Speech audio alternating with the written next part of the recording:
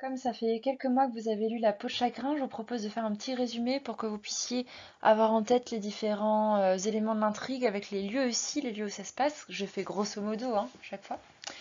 Et avec les différents personnages, les personnages principaux étant Raphaël qui est né en 1804 et donc il meurt à peu près à 27 ans. Et Féodora qui est une Russe qui est mariée mystérieusement, même si on n'entend jamais parler de son mari, qui a 22 ans, et la jeune Pauline, encore plus jeune, une femme idéale, qui est pauvre au début parce que son père faisait partie de la retraite de Russie, a disparu pendant la retraite de Russie. 3, 2, 1, c'est parti. Alors, au début du roman, on est au Palais Royal et on commence dans une maison de jeu où un mystérieux jeune homme entre. Alors, on va vous décrire le type qui est horrible, qui ressemble à un monstre, qui garde cette maison de jeu. Cette maison de jeu est vraiment comme quelque chose d'infernal. Et le pauvre jeune homme joue sa dernière pièce et perd, et on sent qu'il y a tout le malheur du monde sur ses épaules. Le roman commence sous des auspices fantastiques, lugubres, un peu glauques, avec ce jeune homme qui a l'air tellement triste. C'est le début de la première partie qui s'appelle Le Talisman et qui nous montre qu'on est sur quelque chose de plutôt fantastique. Du romantisme noir. Ce jeune homme sort et se dit qu'il va se jeter dans la Seine comme un grand romantique. Hein. Il y a beaucoup de jeunes hommes et de jeunes femmes romantiques qui se suicident malheureusement dans les romans. Et il se dit, bah, tant qu'à faire, c'est pas très génial, c'est pas super de faire ça pendant la journée, je vais attendre le soir. Alors en attendant de se suicider, il se promène et il va arriver, il va traverser le pont et il va arriver sur les quais en face, ici vers une boutique d'antiquaire. Cette boutique d'antiquaire, elle va être décrite pendant de longues pages. C'est la boutique la plus incroyable que vous avez jamais vue, gardée par un jeune garçon, où se mélangent plein d'éléments d'art de différentes civilisations. C'est mystérieux, c'est bizarre. Alors, ce qui est important aussi, c'est de voir qu'il y a l'argent qui est par-dessus, comme si l'argent recouvrait tout. Mais Raphaël commence même à avoir à moitié des visions. C'est un endroit qui est mystérieux, qui est étrange. Et on va chercher le propriétaire de la boutique, qui est un vieil homme, un antiquaire, qui ressemble à la fois à Faust et à Méphistophélès. Raphaël dit à cet antiquaire que de toute façon il a envie de mourir, et l'homme lui montre la peau de chagrin. Alors là, c'est polysémique le mot chagrin, mais un chagrin c'est une sorte de peau. Cette peau est mystérieuse, il y a une inscription en sanskrit, en fait en arabe, qui manifeste un certain pacte en forme de triangle inversé, comme le sablier qui montre que votre vie va bientôt s'arrêter. Raphaël y croit pas vraiment. Le vieillard lui dit qu'il faut plutôt, au lieu de toujours vouloir et pouvoir, il faut économiser son énergie vitale et donc il faut plutôt savoir. Parce que quand on se consacre à l'intellectuel, au moins on ne gaspille pas sa vie. On ne brûle pas sa vie avec des désirs. Bon, Raphaël, rien à faire de tout ça. Raphaël fait quand même, dans un état de folie, le pacte avec la poux. Je n'y crois pas, mais si jamais vraiment je devais avoir un vœu, enfin j'en ferais deux, ce seraient les suivants. Premièrement, je veux un dîner royalement splendide, un dîner incroyable, un dîner luxueux, et puis ou avec de la débauche, etc. Et puis puisque vous m'énervez, je veux que vous tombiez amoureux d'une courtisane, et vous allez voir si vous allez garder votre petit discours sur le savoir. Le, le vieillard éclate de rire et lui dit, pouah, très bien, puisque vous souhaitez ça, votre suicide n'est que retardé. En effet, dans la peau de chagrin, la débauche est une autre forme du suicide en fait. Donc Raphaël sort en courant pour la jeter dans la Seine, il emmène la peau de chagrin, et en courant il tombe sur ses vieux copains, Émile et compagnie, les roués, les jouisseurs de la vie parisienne, des jeunes hommes qui passent de fête en fête, et ces jeunes hommes lui disent mais on te cherche Raphaël là depuis quelques jours, viens on va dîner chez Taillefer. Il y a un incroyable dîner qui est donné chez le banquier de Taillefer, qui est un banquier très très riche, qu'on connaît déjà un petit peu quand on connaît Balzac, parce que c'est le héros de l'Auberge Rouge où il assassine, où il commet un assassinat, et on le retrouvera dans le Père Goriot, on retrouvera notamment ce qu'il. Ils arrivent chez Taillefer qui est rue Joubert. Donc si vous regardez la carte, en fait, tous les endroits de la haute société parisienne, tout le Feudora, Taillefer et les cafés, c'est toujours et les théâtres, c'est toujours de ce côté-là de Paris. Et toute la vie plus solitaire de Raphaël, ça va être de ce côté-là. Et donc là, c'est le dîner incroyable de chez Taillefer. On a plein de convives qui ont une grande discussion. C'est une satire hein, de la fin de la Restauration, de la monarchie de Juillet. C'est une satire de la monarchie de Juillet où c'est l'argent qui remplace toutes les valeurs. Donc les gens, ils parlent de crime, ça ne les dérange pas. Du moment où il y a l'argent, l'argent, l'argent. La presse a tous les pouvoirs, il y a quelques artistes qui sont là. Voilà, c'est pour se moquer un peu de la société parisienne. Cette discussion, on est de plus en plus enivré, puis une fois que la discussion est finie, que le dîner est fini, il y a les courtisanes qui arrivent, les femmes, pour continuer la fête. Raphaël et son ami Émile vont discuter avec deux courtisanes, avec Aquilina, qui est une courtisane un peu plus grave, qui a vécu un drame pendant la Révolution, et Euphrasie. Euphrasie, elle est terrible parce qu'elle est très belle, mais en fait, elle n'a aucune morale. Elle préfère passer sa vie dans la débauche et sans penser à ce qui va arriver après, sans penser aux conséquences. Elle est assez effroyable. Raphaël, pendant cette discussion avec les deux femmes, Raphaël décide de raconter à Émile pourquoi est-ce qu'il a envie de se suicider. Et là, on va revenir en arrière dans le roman. Raphaël va raconter ce qu'il a emmené jusqu'à ce moment de décembre 1830. Entre parenthèses, cet Émile, vous le connaissez si vous avez vu le film Illusion perdue. C'est le journaliste sans foi ni loi, voilà, qu'on retrouve dans Illusion perdue, puisque vous savez bien que dans la comédie humaine, les personnages reviennent. Alors, Raphaël raconte son enfance, sa mère est morte, il vient d'une famille noble, ce sont les marquis de Valentin, entre parenthèses d'ailleurs, au début on ne sait pas son nom à Raphaël, on le sait qu'au bout d'un certain moment, et sa mère meurt, et son père, ils ont perdu toute leur fortune pendant la Révolution, son père l'étudie de façon assez stricte, hein. À un moment Raphaël va jouer au jeu de l'argent de son père, il est paniqué à cette idée, et il va terminer sa vie, le père de Raphaël, en entraînant Raphaël dans un énorme procès. Et quand il meurt, il reste que à Raphaël 1112 francs, autant dire rien du tout. Raphaël fait un petit calcul, avec 1112 francs, il peut vivre misérablement pendant 3 ans.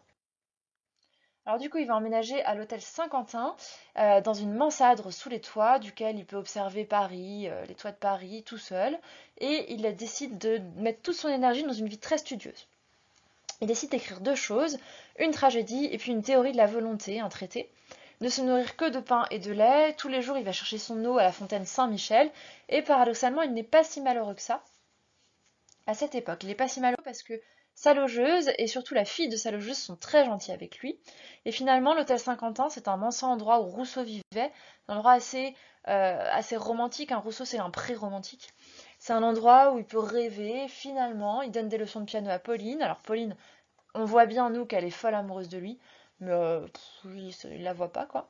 Et c'est un endroit où finalement il est assez... en tout cas, il n'est pas complètement malheureux, même s'il rêve d'être riche. Bon.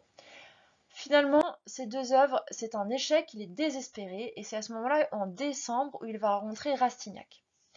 Rastignac se moque de lui, il dit mais quoi? Le jeune homme Rastignac qui va revenir dans le Père Goriot se moque de lui, il lui dit mais comment ça, t'as cru que t'allais monter dans le monde en travaillant, mais c'est complètement grotesque. Euh, pour se pousser dans le monde, il faut connaître des gens. Il faut s'incruster dans la société. Justement, je peux te présenter une fille qui est très à la mode en ce moment, qui s'appelle Feudora, qui reçoit tout le monde dans son salon Faubourg Saint-Honoré. Si tu veux, je te la présente. Donc Rastignac présente à Raphaël Feudora, et Raphaël tombe aussitôt fou amoureux de cette Feudora. En effet, Feudora, c'est une femme qui est très courtisée, qui a beaucoup de succès, qui est à la fois charmante, adorable, et en même temps très distante avec Raphaël, et elle lui prévient, elle lui dit, tu sais, moi j'ai plein de gens qui sont amoureux de moi là dans mon salon, puis qui sont amoureux de ma fortune, et je te préviens, j'ai une règle, dès que quelqu'un me fait une déclaration, je lui parle plus, donc tu ne dois jamais me déclarer ton amour. Le pauvre Raphaël est torturé par cet amour, hein, il dit, bon, c'est Féodora, de toute façon, ou la mort, il n'y a rien d'autre. Féodora, c'est une jeune fille russe. Un jour, il va l'emmener faire une promenade au jardin des plantes. Alors, entre parenthèses, sa grande panique, c'est qu'elle se rende compte qu'il n'a pas d'argent. Il y a 2 choses qui le font particulièrement paniquer, c'est son chapeau. Si jamais il pleut sur son chapeau est fichu, parce qu'il n'y a déjà plus rien, son chapeau, il est vieux, et donc il n'aura plus jamais de chapeau à mettre.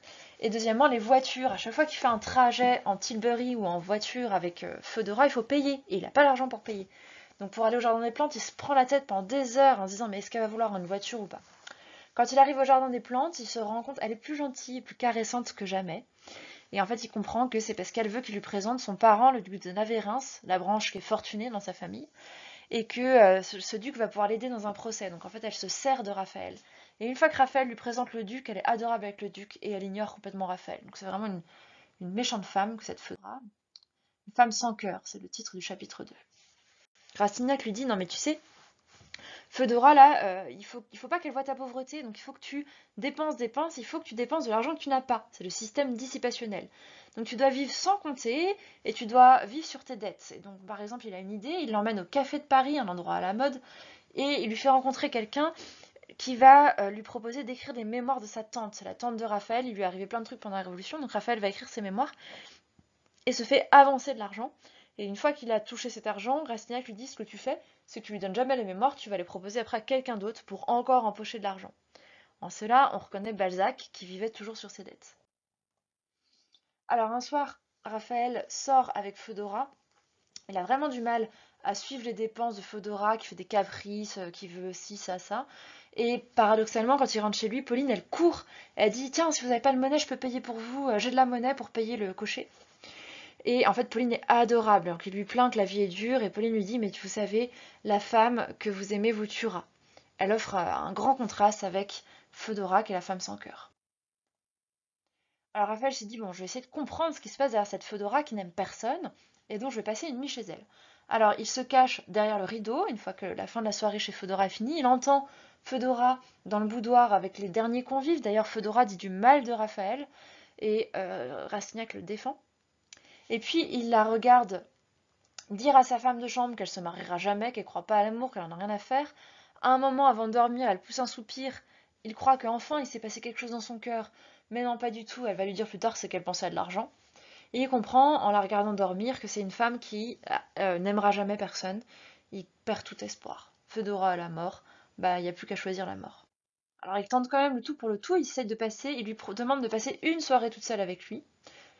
Il lui déclare son amour et la Fedora agit de manière très désagréable. Et puis bon, bah, la conversation se termine très mal entre deux, il la quitte et c'est fini, c'est la rupture définitive entre deux. Bon, le pauvre Raphaël est désespéré. Il est désespéré, il quitte l'hôtel Saint-Quentin en donnant à Pauline un baiser de vieillard. Il l'embrasse sur le front et lui dit écoutez, vous avez été comme une sœur pour moi, maintenant je m'en vais. Il s'en va et il va chez Rastignac. Rastignac aussi a pas d'argent à ce moment-là, donc Rastignac dit écoute, on prend nos derniers sous, je vais les jouer au jeu, tu m'attends là. Donc Raphaël attend. Et Rastignac revient en disant j'ai gagné plein d'argent. Et ils passent la nuit tous les deux à boire. C'est une scène qui est géniale, ils dansent comme ça. Et ils partagent l'argent dans une frénésie en disant à toi, à moi, à toi, à moi. Et Rastignac dit écoute, plutôt que de te suicider, je te propose de te plonger dans la débauche pour oublier Féodoras. Après tout, c'est une autre forme de suicide. Jouissons, jouissons, jouissons, plongeons dans la débauche. Avec cet argent, Raphaël va emménager rue Thébou, dans un endroit un peu plus riche. Sauf que, évidemment, en quelques mois, c'est quand il danse avec Rastignac, en quelques mois, il dissipe toute sa fortune. Et le voilà, un peu comme Balzac, la cible de ses créanciers qui viennent lui réclamer de l'argent, de l'argent, de l'argent. Il en est là au moment où il veut se suicider et on revient au récit cadre chez Taillefer. Il explique à Émile comment fonctionne la peau qu'il vient de trouver, mais comme tous les deux sont ivres, ils s'endorment. Alors Raphaël fait quand même le décalque de la peau sur une serviette. Voilà. Ensuite, la fête se termine et le lendemain, les convives et les courtisanes sont dans un état horrible de lendemain de soirée, de lendemain d'orgie. Et donc, on sert un grand déjeuner et là, coup de théâtre, pendant ce déjeuner, quelqu'un arrive et vient dire à Raphaël qu'il hérite d'une fortune d'un lointain parent.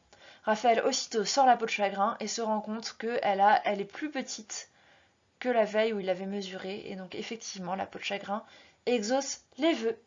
C'est la fin de la partie 2, du chapitre 2. On arrive au chapitre 3 sur l'agonie. Bah oui, parce que si la peau de chagrin exauce les vœux, quand elle aura fini de rétrécir, Raphaël mourra. Raphaël est riche, il a emménagé dans un hôtel particulier qui est rue de Varennes. Mais du coup, il passe ses journées. Alors, il a repris Jonatas, son ancien domestique, le domestique qu'il y avait chez son père, qui avait été très malheureux quand Raphaël était devenu pauvre. Maintenant, c'est son domestique dévoué. Et Jonatas ne comprend pas parce que Raphaël passe ses journées à vivre comme un vieillard obsédé par la mort. Il veut surtout ne rien vouloir, rien vouloir, rien vouloir. Donc en fait, le problème de la peau de chagrin, c'est le suivant. Hein. Soit vous menez une vie complètement nulle, mais vous vivez longtemps, mais vous vivez comme un légume. Soit vous vivez de façon intense, mais vous vivez pauvrement en dépensant toute votre énergie vitale. Donc pour l'instant, on est en mode légume. Il y a l'ancien professeur, au moment où le chapitre commence, un ancien professeur de Raphaël qui s'est rendu compte que le marquis de Valentin était devenu riche et qui vient lui demander quelque chose, qui vient lui demander de l'avancement, un poste de proviseur. Raphaël ça lui échappe, il fait le vœu, Raphaël, pour qu'il ait ce poste de proviseur, et c'est la catastrophe, il a encore gaspillé de la peau de chagrin. Alors ce soir-là, Johannatas lui dit que c'est pas possible, il faut que vous sortiez. Euh, il a réservé une loge au théâtre des Italiens, donc Raphaël va au théâtre des Italiens.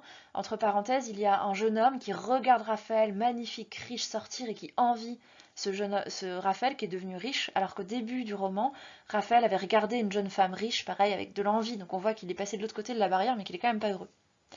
Et là, dans cette scène au théâtre des Italiens, il retrouve tous les personnages, Taillefer, Rastignac, Émile, les courtisanes, etc. Et il retrouve l'antiquaire.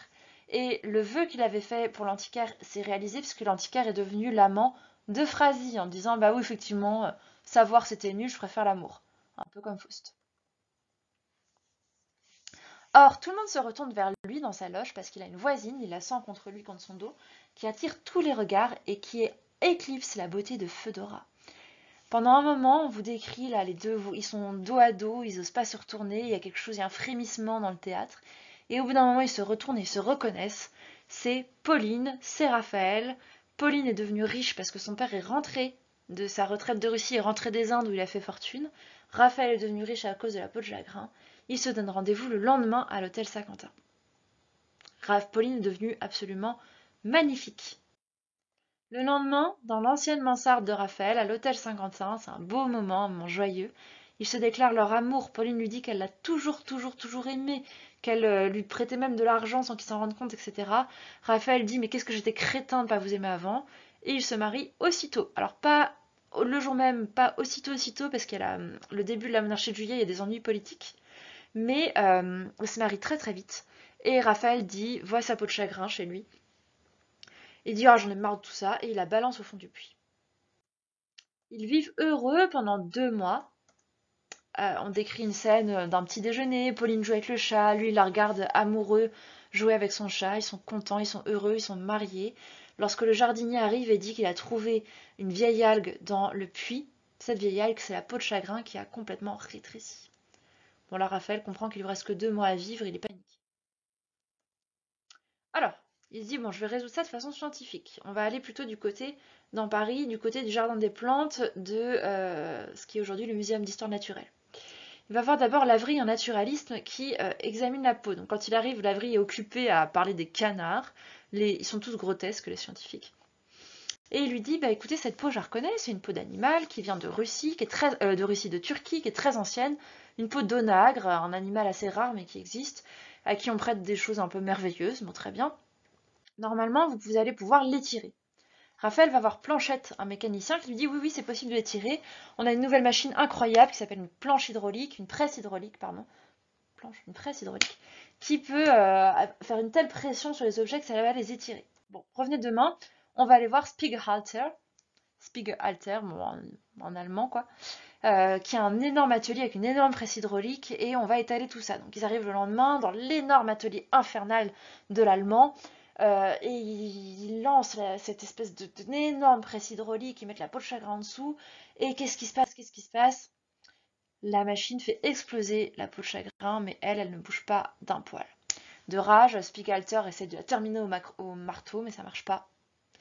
C'est vraiment quelque chose de très bizarre que cette peau de chagrin. Ils vont voir enfin un chimiste, Jaffet, qui lui aussi va essayer de trouver des solutions, mais il va pas y arriver.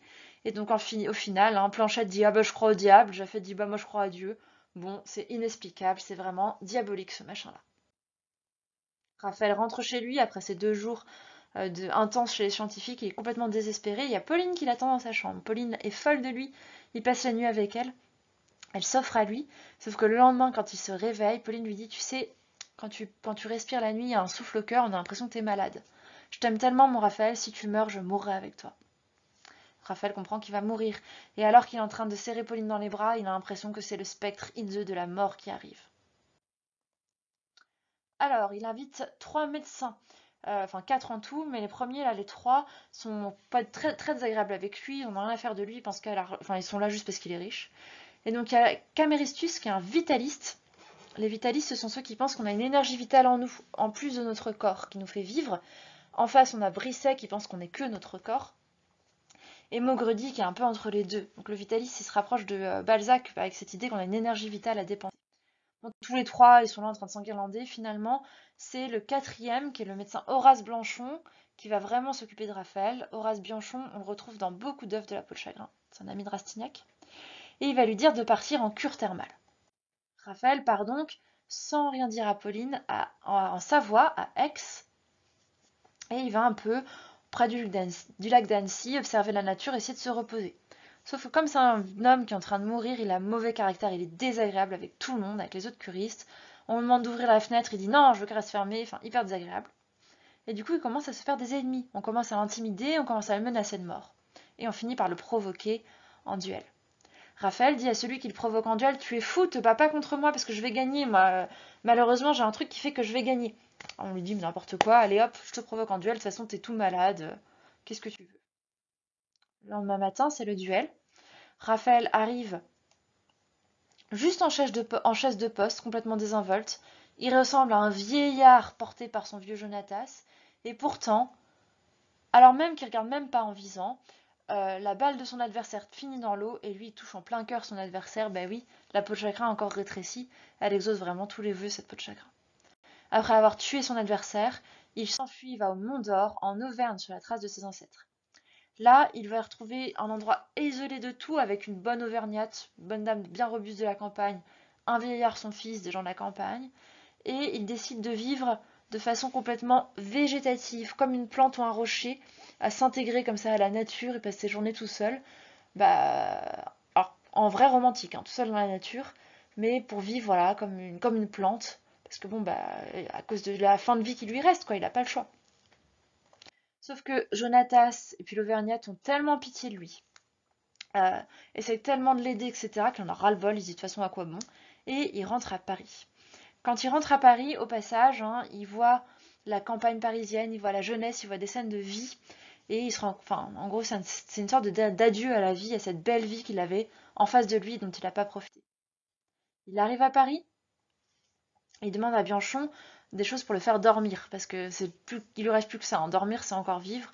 Et donc, il vit en dormant toute la journée. À un moment, Jonatas essaye quand même de lui présenter des femmes, notamment Aquilina qui revient, mais ça marche pas, la débauche est terminée. On n'arrive pas à le réveiller. Finalement, il y a Pauline qui débarque et dit mais qu'est-ce que t'as fait là? T'es partie, tu m'as laissé tomber, tu m'as pas donné d'explication. Raphaël lui explique la peau de chagrin, Raphaël lui montre le tout petit bout de peau de chagrin qui lui reste. Pauline frémit d'horreur et elle se dit si je meurs, il vivra, il me désire. Elle essaye de se tuer. Raphaël a un dernier désir pour elle et Raphaël mord dans un dernier désir pour elle en lui mordant le sein, figure horrible qui mêle le désir et la mort. Pauline dit je ne l'avais-je pas prédit? Et oui, elle avait prédit que la femme qu'il aimerait le tuera. Enfin, on a un épilogue. On explique que Pauline, qui est trop belle, trop parfaite, est devenue comme un être immatériel, idéal. Fodora, en revanche, c'est la société, dit-on. Elle continue à aller au théâtre tous les soirs, etc. Elle est égoïste et matérialiste, bien intégrée dans la société. Vous voyez, les deux femmes, il y a la romantique et la réaliste. C'est la fin, merci de m'avoir suivi, enfin d'avoir écouté ce... Enfin, merci, non, c'est vous qui devriez me remercier. Je vous souhaite bon courage pour les dissertations sur la peau de chagrin. J'espère que vous avez mieux compris. Ciao, ciao.